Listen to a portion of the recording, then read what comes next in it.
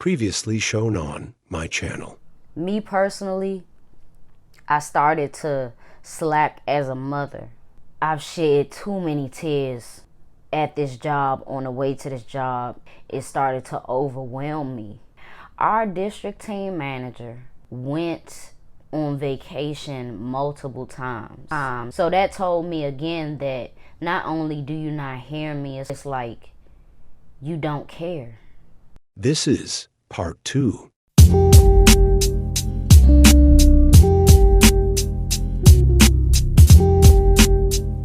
We training a stylist, whoop-de-woo. Mind you, we still don't have a store manager. It took about 4 months or so. It could have been more than that for us to finally get a store manager. And basically, with that store manager, she didn't even do a full month. And she resigned. We was totally blindsided. We was like, what the fuck is going on? This is crazy. Now we back at square one. And I was mad because I was just like, damn, she being selfish. Like, you just got with a team and you don't lead the team. But when you have a district team leader, team manager, whatever, like this, you can't help but just exit stage left. You can't help but do that. She left in like late October, early November, right? I think it was late October because within the first few weeks of November, they had got us out of there. This happened maybe a week ago, and I'm not gonna lie to y'all, like, the main thing that irks me about this is the way that they did it, and I'll get in detail with that. It don't sit right with me. It's right around the holidays. So, okay, to put it in perspective, we got a new store manager right before we made our exit. And I'm saying we because it's me and my sister as a unit. Now, it didn't happen to both of us at the same time, but I'm gonna, because I don't want this to be too long, but I do want y'all to understand what I'm going through. And this is like a form of closure. After this, it ain't nothing to talk about. Whoop-de-woo. On a Sunday, I worked. My sister was off. That next day, Monday, she opened. And then she was supposed to stay till 6:30 or 7. And I was off. You know, I had a successful shift on Sunday. So on Monday, midway through her shift, a call came to the store, and it was a lady from loss prevention that both of us have talked to before. And so she starts talking to her, and the gist of it was that we rung each other up and we weren't supposed to. The details are still unclear, but there were allegations that pissed me off, right? So, mind you, Judy, like the lady from loss prevention, she looked like the type of woman that'd never get no play, you know. She'd never get no play. She'd never be in the position that we in. Young, thriving, skinny, nothing, you know. So, I believe she was jealous. You know, I believe that she was very, very jealous, and she got this chip on her shoulder being in loss prevention, whatever.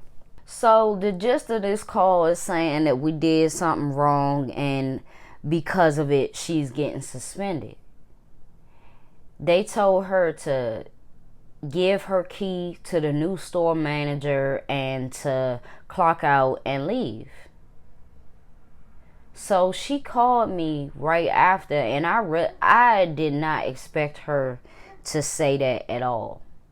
It pissed me off, and she knew that it would, right? So on that phone call, the loss prevention lady keeps mentioning me and saying sister this, sister that, sister. It didn't matter when y'all needed somebody in this store. It didn't matter when it was another head to open and close. Did they use me? Did they use us both? Yes. But I was more pissed because Amber has been there way before I was. She was a year and some change in when I got there.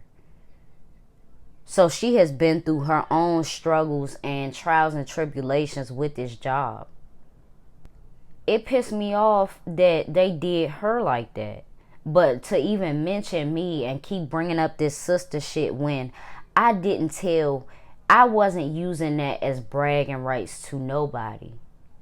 The only time motherfuckers put two and two together is when they was studying the schedule and seeing that we had the same last name. And then they asked. It was never me saying, oh, me and my sister this, me and my sister that. Y'all have seen her, so that's why I'm saying my sister this, my sister that.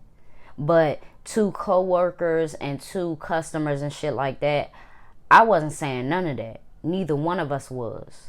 Because we had a job to come and do, and that wasn't going to help us nor break us, you know. So it wasn't used as no bragging rights from neither one of us. So for her to be bringing that up, it's just like, you're bringing it up as if it's relevant now, but I've been here for 8 months.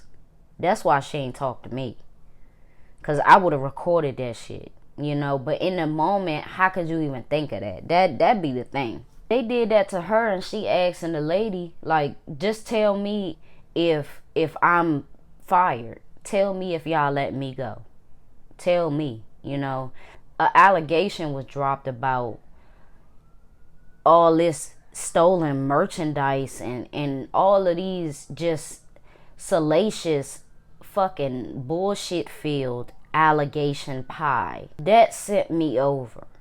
That really sent me over, because it's like, after the investigation about the missing deposits, y'all could have let everybody go. Y'all really could have just let everybody go. Bring in the people from different states, have them doing the monkey and pony show, and but to bring up some stolen shit, not just the deposits was brought up again. When that's fucking double jeopardy. You already held accountable who you needed to hold accountable. I don't know why the fuck you talking to me about it again, you know. But then they talk about, you know, people stealing and all this merchandise that has been taken. What you talking about, from the customers? Because all of those tags that we found was found in the dressing room, around the dressing room, hidden in between certain shit. And most of the customers that was stealing was not black, baby. So make that make sense. Most of them was them suburban ass white girls who have never had, known, felt, earned respect in their lives. In their whole entire lives. My thing is, it's this certain thing called asset protection, or whatever the fuck it's called. So anytime you find a tag, you write down the tag number, you write down the price of the empty tag, and then like document it, right? We was doing that for months, and you telling me that all of that is adding up to what? That's adding up to shit we found around here, cleaning up around this bitch. You feel me? Don't try to turn some shit. If we wouldn't have filled that out, y'all wouldn't have known that that was unaccounted for. So if y'all are trying to flip that on us as the two black queens in this motherfucker, running this horse, pony, lion, all this circus bullshit, you know what I'm saying? We running this shit. And y'all gonna try to flip that on us. Y'all wouldn't have known about what was taken by customers if we didn't document it. So Tuesday I'm supposed to work, and I'm already like, what the fuck is going on? Because they're not, one thing that they're not gonna do is, y'all not gonna make me come up there, make me open this store, have me open this store, and then call midway through and tell me the same bullshit. I called the store on Monday, I called up to the store and I was like, I don't know what they got going on. Ombre has been suspended. My name has been mentioned. And I can't come up there to open the store tomorrow if they're going to do me the same way. Y'all need to let me know something, you know? Y'all need to really let me know something. So I didn't travel all the way out there. And so they was finna have me off on Wednesday anyway. So Tuesday and Wednesday, I'm already having my mind made up, because by Tuesday night, I believe, they had sent her a letter saying that she was let go, that she was terminated. They had came to this unanimous decision after all of the hard work, blood, sweat, and tears that she has put into that store. They just send it like it's nothing. And I couldn't respect it. I already knew what I had to do. And that means taking food off my own plate, yeah. That means not having a job right now, yeah. And it pains me. This transition is scary. But being manipulated and being taken advantage of is far more scary, and being snuck from the side and shit like that. I feel like they forced me to resign. They gave me no other choice, because they knew that it was going to be a domino effect after that. They knew that I was going to make that decision. Because if I didn't, it's not about me and her falling out or whatever. It's about dignity. It's about respect. If after all of this and us making this $1 million store is not good enough, and it doesn't show that we've handled fucking business, then we can find love, we can find growth, we can find management or whatever the fuck else we want from a different company. It's truly the wrong time for this to be happening. It's truly the wrong time for corporations to show how disloyal and how fucked up they could be, and fucking sneaky and snaky, you know. It's truly tragic that it had to be around this time of the holidays. And like I told y'all, my birthday is just in a few days, and my last paycheck already then went by, because I'm trying to think about my baby having a good Christmas. I'm not trying to like stress myself out when it comes. Like I want her to have that, because that was my goal for months. For an entire 6 months, I've been thinking about Christmas and giving her a great one, because she deserves it. Like, this hasn't been easy on her either. Me working a lot has not been easy on her. And I've had to leave her with my mother, who is struggling with alcoholism. That's not easy. It's not easy to do that. And to come home from a long shift and my mom be slurring and drunk out of her mind with my most prized possession, that would fuck me up on a daily. And I would tell her, please straighten it up. I just want you to sober up. I just want you to, like, just drink after I come home and after I relieve you. Like, don't start early and then have to pick her up and you're drunk.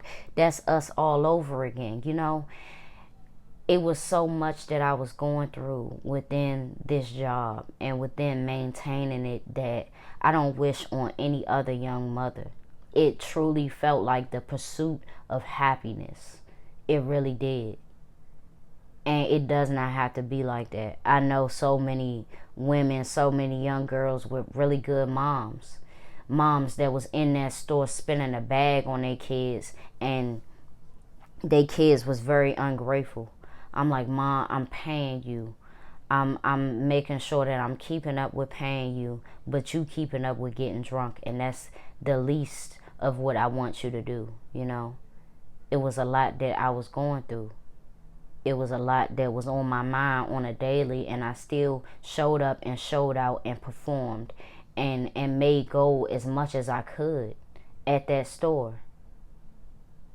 And I think that the last store manager, not the new one that we just had before our exit, but the last store manager, you know, her resigning really sealed the deal for Dawn to get us out of there, because Dawn is embarrassed. Our DM is embarrassed. She's embarrassed that she can't hire nobody that'll stay. And she can't hire nobody that'll stay because of her personality, and the way that she is repulsive as a district team leader. It's repulsive. I would never want another district team leader like that again.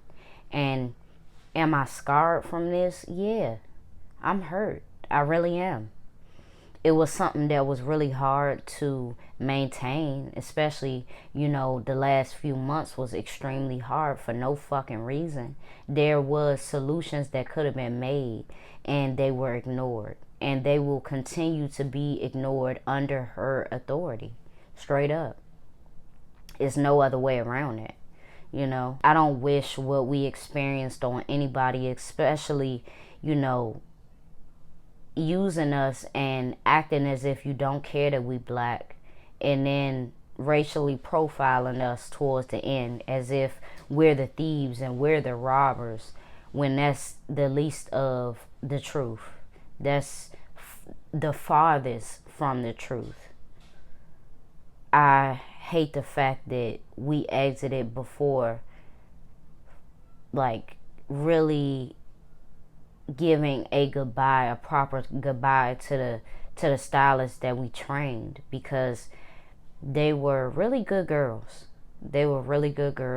We built a rapport with them, and to see that have to go away is truly disheartening. Would I work another retail job? Yes. Am I in the works of, looking for a new job? I am. But it's time to be specific, and I can never give the same amount of energy to a job again. I can't do it.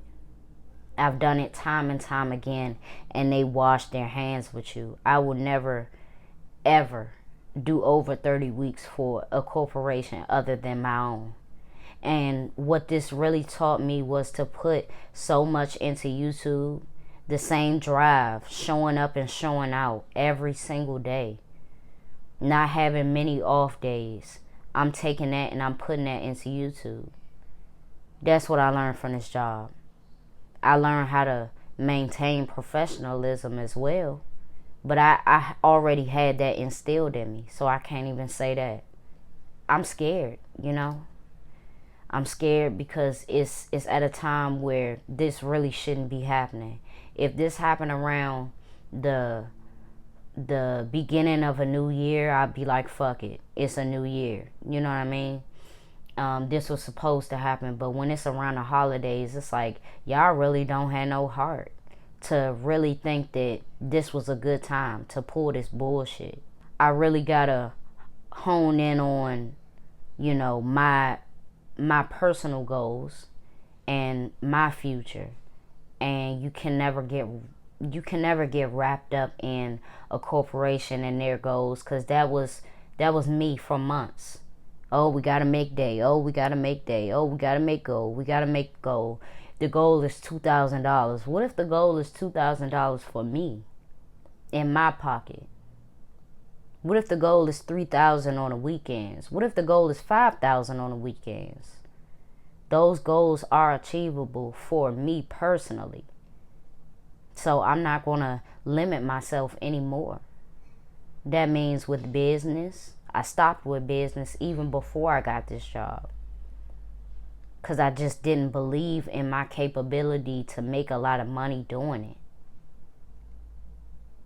I've made this corporation, this job, thousands and thousands of dollars. And that's something that I will remember, and nobody can take that from me. Like, the truth, nobody can take that from you. Motherfuckers can make up little rumors and make it sound good and throw some dressing on it and all that bullshit. And to whoever believes it, oh well. But nobody can take what we've done with that store. And it wouldn't have happened as smooth. It wouldn't have happened as good, especially once the bad seeds was out, because what this showed me was me and my sister make a great team. And of course, we siblings, you know. But that's not always a no-brainer. So I say that to say, you know, I'm going to be grinding extremely hard, both on finding a new job and, you know, not staying stagnant. And, you know, you can't get used to not having no money in your pocket. You can't get used to not having no income coming in. That's not something that I want to get used to. But at the same time, you know, within this time that I have, I'm healing.